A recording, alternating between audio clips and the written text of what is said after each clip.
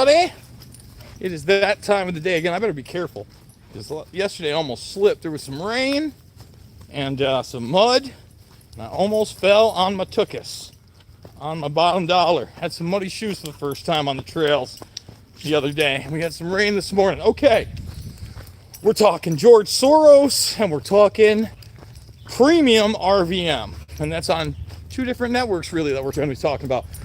So right now what's premiering over at ampnews.us is my interview with the Soros Agenda author, Rachel Ehrenfeld. Very intelligent lady, certainly an academic, mainstream journalist and author. I mean, we were talking about pieces that she had done before 9/11 regarding Al-Qaeda, you know. So there's certainly certain aspects of the information that we went over that I would disagree with her on. She ended up going off quite a bit, actually, on marijuana and George Soros's part in quote-unquote legalizing medical marijuana. And she talked about a doped-up populace. You know, obviously, I'm way more concerned, not really concerned with the marijuana. I'm pretty concerned with, I don't know, the SSRIs and the hard drugs. Of course, you know, she was kind of that perspective of it's just as bad as hard drugs, and you know, I don't believe that. So that was an aspect we certainly disagreed on. But as far as the Soros power structure, what he's doing with the open society, very much in agreement on that. As far as what she believed his position on Israel is and why, there may have been some disagreements there.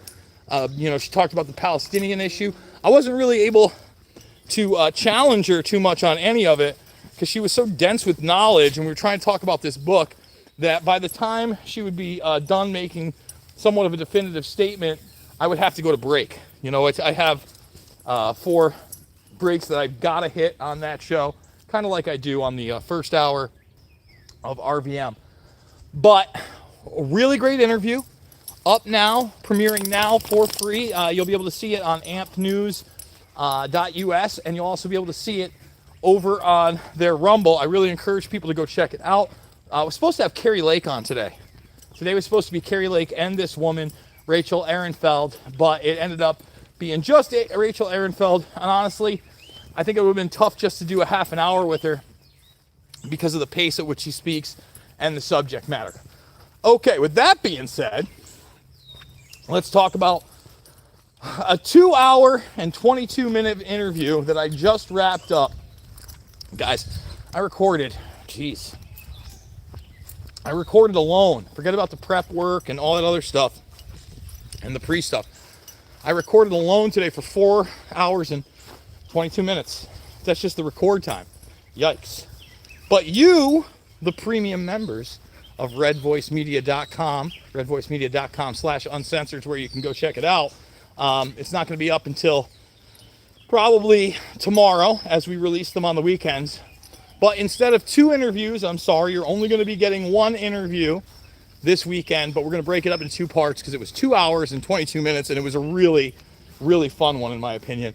It was with comedian Kurt Metzger. Now, a lot of people who watch alternative media and are in the field are very aware of the Jimmy Dore Show.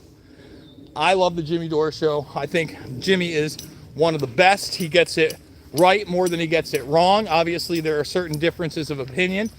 But Kurt Metzger, who's, you know, he's been in the entertainment industry a very long time. He's a very funny comedian. You've seen him on the Comedy Central roasts. You've seen him on political shows like Gutfeld. He was a writer on the Amy Schumer Show. You know, very funny and interesting guy. And honestly, I thought I was going to sit there and have a much wider discussion on transhumanism and aliens. And yeah, that stuff was hit upon. But really, we kind of just had a conversation, more of a philosophical about and the nature of reality and narrative, etc., opinions. We told some stories historically about things that had happened in the entertainment industry. It was just a really fun, great conversation with Kurt, and Kurt's a funny guy, so I'm sure there's going to be some laughter in there. And yeah, it was funny, man. At one point, he talks about the fact that he goes, I don't recommend this to anybody. He says, I don't recommend doing your own research. He goes, I don't recommend any of it. And I kind of laugh at him, and I go, look, man, we can't just sit there and live in our own ignorance. That's not bliss. And he was being sarcastic. He was just, I guess, kind of talking about the aspect of waking up to all these false narratives and all these lies that we're constantly bombarded with only in the past several years. So I didn't realize it, but really Kurt didn't start questioning the vast majority of things, although, always kind of being politically homeless. Certainly not identifying as a progressive even today, or a leftist, etc. Very much like myself, if I were to boil it down, I always say constitutionalist, because it is a perfectly imperfect document that set up ways for you to change it as more information comes forward and society changes, right? That's a big thing about the Constitution to me. And when we're sitting there and we're talking about that, he's like, that's so correct, and it was such a brilliant document, and for them to have the foresight on that was absolutely tremendous. So, Kurt is on, a fast path to waking up to a lot of stuff. We had a lot more in common than I thought we were going to have in common, like just some weird stuff. For instance, it comes up in the program, but Kurt attended, he's an artist, first and foremost, when he was coming out of high school, and he went to the Art Institute of Philadelphia. I got accepted there. I thought I was going to go there. And my parents, in a financial situation, basically said no. I was like, are you kidding me? You got to go? He's like, it wasn't a great school. You didn't miss much. But, culturally, it would have been severely different than the state school I went to in Oneonta. At the same time, he's a New York guy. That's where he grew up. Lives out in LA now, but knew a lot of places in upstate New York. Just very grounded individual. Really fun guy. And one of the other things that we talked about that you're not going to want to miss is the fact that so many of these people in the entertainment industry are completely and totally depraved.